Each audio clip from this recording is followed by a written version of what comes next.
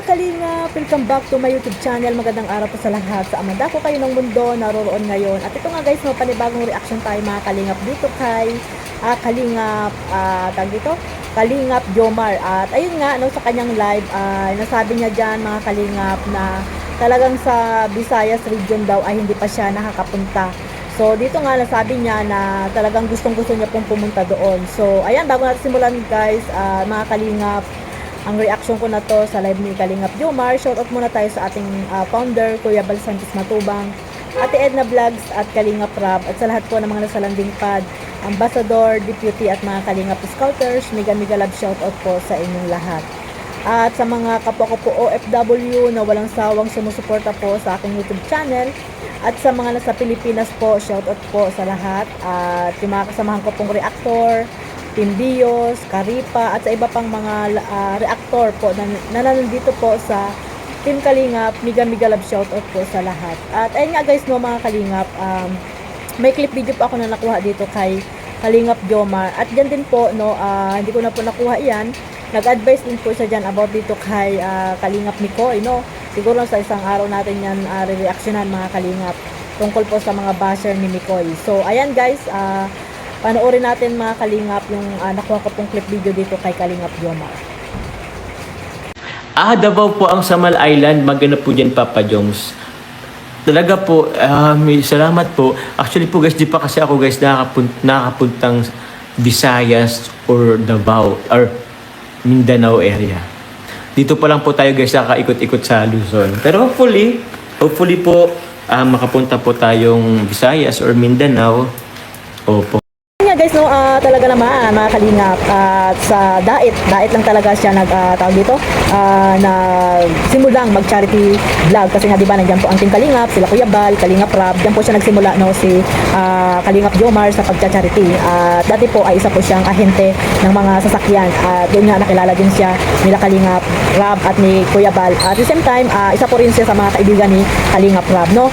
At ayun nga, siyempre napag-isipan ni Kalingap Jomar na pumasok sa Kalingap, at ayun, lumapit siya kay Kalingap Rab, at ayun naman ay talagang tinanggap din ni Kalingap Rab kasi nga gusto talaga niya mag-charity works. So ayun, nakita nila si Carla, at bukas nga, di ba mga Kalingap, ang kanyang anniversary dito sa Team Kalingap bukas mga Kalingap, at alam ko may mga pasabog dyan na mangyayari, no, yung mga sponsor niya po na talaga nagmamahal po sa kanya ay talagang pinaghandaan po ang kanyang second year anniversary po dito sa Team Kalingap. So ayan mga Kalingap, at abangan natin po yan mga Kalingap bukas kung ano yung inihanda nilang surprise po dito kay Kalingap Jomar. At syempre kasama po dyan si Baby Carla. So ayun, no, mga Kalingap, natanggap po si Kalingap Jomar dito sa Team Kalingap bilang isang charity vlogger. Sa pagiging 2 years niya dito ay talagang umaariba bonggang-bongga ang kanyang YouTube channel, no, nang dahil din po kay Carla mga Kalingap, no, at naitambal siya bilang isang leading man ni Carla Popular Vlog. At ayun nga, maraming sumuporta at nagmamahal sa kanila mula noon hanggang ngayon. At do you imagine, no, mga Kalingap, episode 86 na or 18 ba? Nakalimutan ko na. So ayun, no, talagang napakahaba na po ng nilakbay nila dito sa Team Kalingap. Talagang napakaswerte po ng bawat isa kasi nga may mga supporters po na nagmamahal po dito sa dalawa, no, lalo na po dito kay Kalingap Jomar kasi nga mayroon siyang charity na ginagawa, no. At yan nga sa dait ay talagang tumutulong siya at may mga sponsor, may mga beneficiary po siyang tinutulungan. At ngayon nga mayroon siyang pangalawang pabahay, no, mag-o-open po siya ng pangalawang pabahay po sa Naga. So ayun mga Kalingap, at nabanggit niya rin nga dyan na sa Visayas daw ay hindi pa siya nakakarating, no. Sana ay makarating si Papa Jom sa Visayas. At alam naman natin, no, na may mga iba pang plano, mali natin doon pala sila mamamasyal ng kanyang agom na si Carla, di ba, sa parting Bisaya. So ayun, abangan natin mga Kalingap, at sana ay hindi lamang sila sa dait, no, si Kalingap Jomar na makapagbigay ng ayuda, kundi sa iba-ibang mga bayan dito dyan po sa Pilipinas. So sana suportahan po natin si Kalingap Jomar, no, at yung mga basher, alam natin na nandyan lang po lagi yan, at napakalaki rin po ng inaambag niyan sa mga charity vlogger na lalo na po kay Kalingap Jomar, na kahit naman walang ginagawa sa kanila ay sige po ang kanilang pambabas po dito kay Kalingap Jomar. Hindi natin alam kung bakit, no. Yan yung mga taong mukhang inidoro kung kay Kalingap Joms nga ay magbigay ng inidoro para sa kanyang pabahay, di ba? Ambag nyo sa bahay ni Papa Joms yung inidoro na D+. para doon na rin kayo i-plus, no, yung mga basher dyan ni Kalingap Jomar. Hindi naman si Kalingap Jomar, pati kay Carla, di ba? Ayan, no, hindi ba kayo nahihiya, no, sinabihan kayo ng mukhang inidoro at mag-share kayo ng inidoro, mga haligi or ano-ano pa dyan, no, para naman may ano kayo ambag. Sa bagay, malaki na rin po yung ambag ng mga basher kasi nga ay nanonood din sila, no, kahit ayaw nila, kahit puro pambaba sila, nanonood pa rin sila, kaya napakalaki po ng ambag po ng mga basher, kaya mahalin din natin sila mga kalingap. At nandiyan na yan, nandito tayo sa social media, no, hindi maiwasan po ang mga basher na walang magawa sa buhay, no. Ayun nga, kulang sa aruga, kulang sa pagmamahal ng pamilya yung mga taong ganyan, kaya wag niyo pong tularan mga kalingap.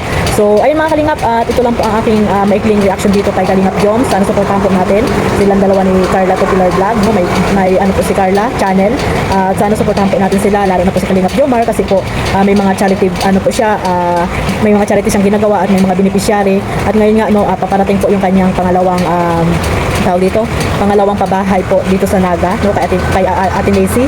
Ayan, ay kay Generous pala. Kay Ate Generous mga kalingap. At deserve din po itong tulungan, no. Deserve din tulungan ni Kalingap Jomar itong pamilya na to dahil talagang nakakaawa din mga kalingap. So, kung ano man yung naging problema dyan ay sana ay malalagpasan niya ni Kalingap Joms at sana ipagpatuloy na niya yung magandang gawain niya po at pagtulong niya sa mga taong naghihirap pa dyan sa saan man dako ng lugar po dyan sa Dait. Sana someday, no, hindi lamang sa Dait siya or sa Naga makapagbigay ng tulong para sila Kalingap Rab, si Kuya Bal, di ba? Si Kuya Bal kung saan umiikot para magbigay ng tulong. So, ayun mga kalingap, supportahan lang po natin si Kalingap Jomar, yung mga taong nagmamahal sa kanya at totoong nagmamahal dito sa dalawa, no, sa Jomcar. At ayun, sama niyo na rin po sa pagmamaraton ng kanyang YouTube channel, no, at sa mga serye nilang dalawa. Ayan, ipagpatuloy niyo lang po ang inyong pagmamaraton. Focus lang po sa pagmamaraton. Hayaan niyo na po yung mga taong walang magawa sa buhay, no, yung mga basher po dyan.